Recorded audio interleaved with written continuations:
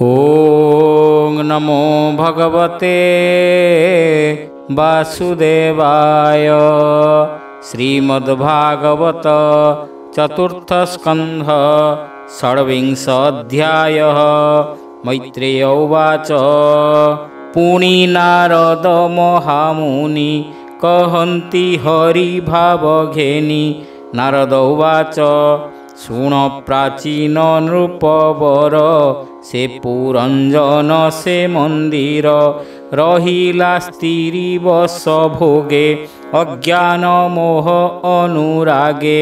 से एक दिने दंडधर मृगया अर्थे वन घोर। उद्यम कला से राजन संगे दुर्जय भट्टमान। रथ आरोही शीघ्र गति अरण्ये प्रवेश नृपति। से पुरंजन दिव्यजान अति सुंदर निरूपम। पंचतुरंग रथ बहे गमन्ति पंचमार्गे हये। अशेष वेग ताहांकर गमने न पारे समीर। सेवेनी चक्रे शोभावन एकई अक्षे निबंधन। धर्म अधर्म चक्र दुई पवन अश्वरूपे जहि। ध्वज त्रिवर्ण रूपे साजे से रथ उपरे विराजे। पंचबंधने सुशोभित एक सारथी तेजवंत। हरि हरि बोल। एकई नीड़ शोभावन से राजा बसिबा आसन। सेवेनी कुबरे शोभित पंच प्रहरण संयुत। सप्त आवरण संगति ए रूपे से रथे शोभंती।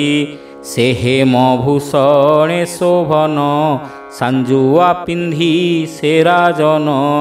बसिले मनोज्ञ विमाने देखी संकित रिपुजने।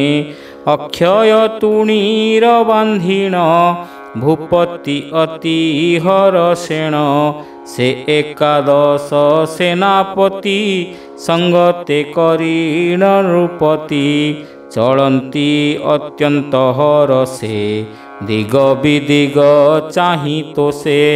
पंचम प्रस्थ नाम जेहि प्रवेश अरण्य रे जाई।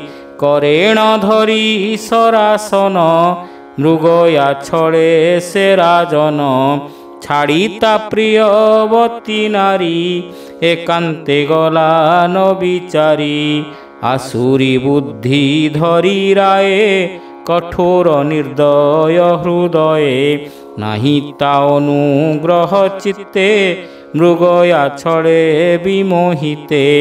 निशित बाण सरासन बधिला वन्य पशुमान। हरि हरि बोल। से राजा होई अपंडित लोभे बधई मृगजूथ। जे प्राणी जीव बध करे से पशु जोनिरे विहरे। से नृप ज्ञान अधम तार आयुष बुद्धिहीन। अज्ञाने जेबा जीव मारे से जन नरके संचरे। यज्ञ केवल पशुवध अवश्य करी हे विबुध। जे पितृदेव श्राद्ध अर्थे पशु बधिब वेद मते। तेबे हे पशुवध तार केवल दुख महाघोर। जे वेद कर्म न करती से आत्मा बोधे भागी होती। जे विधिहीने बध करे से प्राणी संसारु न तरे। अज्ञाने धर्म मार्ग हुड़े जा चित्त पशु बधे बढ़े। ताहार मोक्ष काहू आर मनुष्य जन्म होए दूर। से पशु जोनी रे भ्रमई जावत कर्म न छाड़ई। पशुर देहे रोम जेते जन्म लभई सेहि मते। एहा न जानी नृपवर से पशु बधिला पार। ତାହାର ଘୋର ତୀକ୍ଷ୍ଣ ବାଣ ପଶୁଏ ଲଭିଲେ ମରଣ। ବରାହ ଗୟଳ ହରିଣ ଶଶା ମହିଷ ପଶୁଗଣ ମେଧ୍ୟ ଅମେଧ୍ୟ ପଶୁ ଯେତେ ଇତ୍ୟାଦି ଜୀବ ଯେ ବନସ୍ତେ। ଏମନ୍ତେ ନାନା ଜୀବ ମାରି ସେ ଧର୍ମ ପଥ ନ ବିଚାରି। ବନ ଭ୍ରମଣେ ନୃପବର ବହୁତ ଶ୍ରମ ହେଲା ତାର। କ୍ଷୋଭିତ କ୍ଷୁଧା ତୃଷା କୂଳେ ଆତ୍ମା ପୀଡ଼ିତ ଶ୍ରମ ବଳେ। ସତ୍ୱରେ ସଦନେ ପ୍ରବେଶ ସ୍ନାନାଦି ଭୋଜନ ସୁବେଶ। ସୁଶାନ୍ତି କରାଇ ଶରୀର ଅତି ଆନନ୍ଦେ ନୃପବର। ସୁଗନ୍ଧ ଦ୍ରବ୍ୟ ପୁଷ୍ପମାଳ ଭୂଷଣ ହେଲା ମହିପାଳ। ଖଞ୍ଜିଣ ନାନା ଆଭରଣ ସ୍ୱକାମ ଭୋଗେ ନୃପରାଣ। ଇଚ୍ଛଇ ପତ୍ନୀର ସଙ୍ଗତି ଅନଙ୍ଗ ପୀଡ଼ାରେ ନୃପତି। ପ୍ରବେଶ ଅନ୍ତପୁରେ ଯାଇ ପତ୍ନୀ ବିଷୟ ମନେ ଧ୍ୟାଇ। ସକଳ ପୁରେ ସେ ରାଜନ ଆପଣା ପତ୍ନୀ କି ଖୋଜିଣ। ନ ପାଇ ସେ ନିଜ ଯୁବତୀ ସଖୀଙ୍କି ରାଇ ପଚାରନ୍ତି। ବିଷାଦେ ପୁଚ୍ଛଇ ରାଜନ ଶୁଣ ଗୋ ଏ ମୋର ବଚନ। ମୋ ପ୍ରାଣ ସଖୀ ଛନ୍ତି କାହିଁ କହି ସନ୍ତୋଷ କର ଦେହି। ଏ ଅର୍ଦ୍ଧ ଆତ୍ମାଟି ମୋହର ଅର୍ଦ୍ଧକେ କେ ଧରେ ଶରୀର। ହରି ହରି ବୋଲ ହରି ହରି ବୋଲ। ସଦନେ ଅଛନ୍ତି ନା ଭଲେ ସଖୀ ଗଣଙ୍କ ସଙ୍ଗ ମିଳେ। ତୁମ୍ଭେ ତାହାଙ୍କ ଅନୁଚର କହ କୁଶଳ ତାହାଙ୍କର। ହେମନ୍ତ ବିହଳେ ରାଜନ ବାତୁଳେ କହି ବଚନ। ସେ ଯେ ମୋହର ପ୍ରାଣ ସଖା ତା ବିନୁ ନ ବର୍ତ୍ତଇ ଏକା। ଶୁଣ ଗୋ ସଖୀ ଗଣ ମୋର ଏ ଗୃହ ଧର୍ମର ବ୍ୟବହାର। ପତ୍ନୀ ନଥିଲେ ନ ଶୋଭନ୍ତି ଏ ରାଜ ସମ୍ପଦ ବିଭୂତି। ସେ ଗୃହେ ନାହିଁ ଯେବେ ମାତା ସୁପୁତ୍ରବତୀ ପତିବ୍ରତା। ସେ ଗୃହପତି ଜୀବହୀନ ସୁଖେ ତା ନାହିଁ ପ୍ରୟୋଜନ। ଯେ ସନେ ଚକ୍ରହୀନ ରଥ ବସିଲେ କାହିଁ ସୁଖ ଜାତ। ତେସନେ ଗୃହିଣୀ ବିହୀନେ ଗୃହସ୍ଥ ନ ସୋହେ ସଦନେ। ଆତ୍ମା ବିହୁନେ ଯେହ୍ନେ ଦେହି ତା ଗୃହ ତେହ୍ନେ ନ ଶୋଭହି। କହ ମୋ କାହିଁ ସୁଲକ୍ଷଣୀ ସେ ମୋର ପ୍ରାଣ ଉଦ୍ଧାରିଣୀ। ତା ବିନୁ ନ ସ୍ଫୁରଇ ଜ୍ଞାନ କହି ଗୋ ରଖ ମୋ ଜୀବନ। ବୁଡ଼ିଲି ମୁଁ ଦୁଃଖ ସାଗରେ ଉଦ୍ଧରି ରଖ ପ୍ରାଣ ଭଲେ। ତା ଶୁଣି ସଖୀ ଗଣ ଭୟେ ବୋଲନ୍ତି ଶୁଣ ମହାରାଏ। ଆମ୍ଭେ ନ ଜାଣୁ ସେ କିମ୍ ପାଇଁ ଭୂମି ଶଯ୍ୟାରେ ଛନ୍ତି ଶୋଇ। ଦେଖିଲେ ଦେଖ ମହାରାୟ ଆମ୍ଭେ ନ ଜାଣୁ ଅଭିପ୍ରାୟ। ଶୁଣିଣ ସତ୍ୱରେ ରାଜନ ଅନ୍ତପୁରେ କଲା ଗମନ। ରାଣୀଙ୍କି ଦେଖି ସେ ରାଜନ ସତ୍ୱରେ କଲା ଆଲିଙ୍ଗନ। ଭୂମିରୁ କୋଳରେ ବସାଇ ଅନେକ ଚାଟୁ ବାକ୍ୟ କହି। କାମିନୀ ଦୁଃଖ ବିମୋଚନେ କହେ କାକୁସ୍ଥ ଭୟ ମନେ। ଭୋ ସଖୀ ମୁଁ ଯେ ଅପରାଧୀ ତୋ ସଙ୍ଗ ତେଜି ମୁଁ ଦୁର୍ବୁଦ୍ଧି। ମୃଗୟା ଛଳେ ବନେ ଗଲି ଏଣୁ ଅପ୍ରିୟ ତୋର ହେଲି। ତୁ କ୍ଷମା ନ କଲେ ସୁନ୍ଦରୀ ମୁଁ ପ୍ରାଣ ନ ପାରିବି ଧରି। ପତି ବିନୟ ବାକ୍ୟ ଶୁଣି ମାନ ନ ତେଜେ ସେ ମାନିନି। ଅନେକ ବିନୟ ରାଜନ ଚରଣେ ପଡ଼ିଲା ତକ୍ଷଣ। ଚରଣ ଧରି ତାର ରାଏ ଅତି ବିଭ୍ରମ ଶୋକେ କହେ।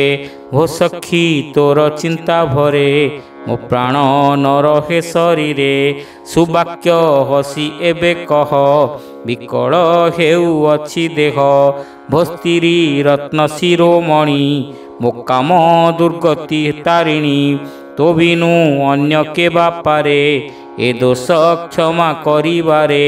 ଯେ ପୁଣ୍ୟବନ୍ତ ଭୃତ୍ୟଠାରେ ଦୋଷେ ଦଣ୍ଡନ୍ତି ପ୍ରଭୁତ୍ୱରେ। ଦୋଷାନୁକ୍ରମେ ପାଇ ଦଣ୍ଡ, ତା ଅପରାଧ ହୋଏ ଖଣ୍ଡ। ଯେ ସ୍ୱାମୀ ଭୃତ୍ୟ ନ ଦଣ୍ଡନ୍ତି, କପଟ ଭାବ ତାଙ୍କ ମତି। ସେ ନିତ୍ୟ ଭୟ ଦୁଃଖେ ଦହେ, ସେବକ ଭାବ କାହିଁ ରହେ। ସ୍ୱାମୀ ସେବକେ ଯେବେ ଦଣ୍ଡି, ଦିଅନ୍ତି ଅନୁଗ୍ରହେ ମଣ୍ଡି। ତା ଯେବେ ଭୃତ୍ୟ ନ ବୁଝଇ, ସେ ମୂଢ଼ ଅଧମ ଅଟଇ। ତାହାର କାହିଁ ଜ୍ଞାନ ବୁଦ୍ଧି, ଚିନ୍ତା ବିଭ୍ରମେ ନିରବଧି। ଯେ ସନେ ପିତା ଅଭିମାନେ, ବାଳକ ରୋଦେ ଭୟଚ୍ଛନେ। ସେ ପୁତ୍ର ଦୋଷ ନ ଧରନ୍ତି, ପୁଣି ବାଳକେ ଆଶ୍ୱାସନ୍ତି। ସେ ରୂପେ ମୋର ଅଭିମାନ, ଭୋ ସଖୀ କର ବିମୋଚନ। ମୁଁ ଯେ ତୁମ୍ଭର ନିଜ ପତି, ମୃଗୟାଶ୍ରମେ ଦୁଃଖ ଅତି। ଏବେ ତୁ ତେଜି ଅଭିମାନ, ଆପଣା କରି ମୋତେ ଘେନ। ହେ ନାରୀ ବର ଶୁଣ ଏବେ, ତୋ ଅପରାଧ ଆନ ଯେବେ। ବିପ୍ର ବୈଷ୍ଣବ ନୋହିଥିଲେ, ଅବଶ୍ୟ ଦଣ୍ଡିବଇଁ ଭଲେ। ପଳାଇ ଏ ତିନି ଭୁବନେ, ଯେବେ ପଶିବ ଭୟଚ୍ଛନେ। ତାରେ ଶରଣ ରଖେ କେବା, ତୋ ବିନୁ ଅନ୍ୟ ସୁର ଦେବା। ଏବେ ମୋ ଚିନ୍ତା ତାପ ଜ୍ୱର, ତୋର କଟାକ୍ଷେ ଦୂର କର। ଭୋ ସଖୀ ତୋ ଚାରୁ ଆନନ, ତିଳେ ହେଁ ଦେଖିଲେ ମଳିନ। ମୋର ଜୀବନ ହୋଏ ଦୁଃଖୀ, ସ୍ନାନାଦି ଭୋଜନ ଉପେକ୍ଷୀ। ଏ ଶୁଭ୍ର ତନୁ ତୋ ଧୂସର, ଶୟନ କରିଛୁ ଭୂମିର। କେ ପ୍ରାଣୀ ଧରିବ ଜୀବନ, ଦେଖି ତୋ ବିବର୍ଣ୍ଣ ବଦନ। ସୁନ୍ଦର ସୁକାନ୍ତି ତୋ ପ୍ରଭା, ଦେଖି ଟଳିବେ ସୁର ଦେବା। ତୋର ପଙ୍କଜାରୁଣାଧର, ଅଶେଷ ଭୁବନ ସୁନ୍ଦର। ସେ ମୁଖେ ହସି ମୃଦୁବାଣୀ, କହି ତୁ ରଖ ପ୍ରାଣମଣି। ମୁଁ ଯେ ତୋହର ପ୍ରାଣ ସଖା, ମୃଗୟାଶ୍ରମେ ଭ୍ରମି ଏକା। ତୁ ଶାନ୍ତି କର ଗୋ ମୃଗାକ୍ଷୀ, ମୁଁ ପ୍ରାଣ ଶରୀରୁ ଛାଡ଼ୁଛି। ବିପଦ କାଳେ ଯେ ଯୁବତୀ, ନିଜ ସ୍ୱାମୀକୁ ନ ସେବନ୍ତି। ସେ ନାରୀ ଜ୍ଞାନହୀନ ମତି, ଜନାପବାଦେ ସେ ମରନ୍ତି। ସେ ସ୍ତ୍ରୀ କୂଳେ ଲଜ୍ଜା ପାଇ, ଉଭୟ ଲୋକ ତାର ନାହିଁ। ଅନେକ ପ୍ରବୋଧ ବଚନ, କହିଣ ତୋଷିଲେ ରାଜନ। ସେ ନାରୀ ମାନ ଦୂର କଲା, ସନ୍ତୋଷେ ସତ୍ୱରେ ଉଠିଲା। ଏମନ୍ତେ ଶୁଣ ହେ ବିଦୁର, ସେ ପୁରଞ୍ଜନ ନୃପବର। ତାବସେ ହୋଇଲା ଆୟତ, ବିଭ୍ରମ ହେଲା ତାର ଚିତ। ଏ ସର୍ବ ଅନୁଭବ ବାଣୀ, ନାରଦ ନୃପରେ ବଖାଣି। ଏ ସର୍ବ ଜ୍ଞାନମୟ ସାର, ଶୁଣନ୍ତେ ଖଣ୍ଡେ ମାୟା ଘୋର। ଶ୍ରବଣେ ହରଇ ପ୍ରମାଦ, ନ ଲାଗେ ଗୃହ ବନ୍ଧ ଦ୍ୱନ୍ଦ। ବିବେକ ହୋଏ ବୁଦ୍ଧିମତି, କୃଷ୍ଣ ବିଷୟ ବଢ଼େ ମତି। ଏ ସାଧୁ ଜନଙ୍କ ବିଚାର, ସଂସାର ବନ୍ଧୁ ଅପାର। ଚତୁର୍ଥ ସ୍କନ୍ଧେ ଭାଗବତ, 26 ଅଧ୍ୟାୟ ଚରିତ। ଅମୃତ ଜ୍ଞାନମୟ ଗୀତ କହିଲେ ବିପ୍ର ଜଗନ୍ନାଥ। ଭାବେ ଅମୃତ ଜ୍ଞାନମୟ ଗୀତ ଭାବେ କହିଲେ ବିପ୍ର ଜଗନ୍ନାଥ। ହରି ହରି ବୋଲ। ଇତି ଶ୍ରୀମଦ୍ଭାଗବତେ ମହାପୁରାଣେ ପାରମହଂସ୍ୟାଂ ସଂହିତାୟାଂ ଚତୁର୍ଥସ୍କନ୍ଧେ ପୁରञ्जनोपाख्याने नाम षड्विंशोऽध्यायः।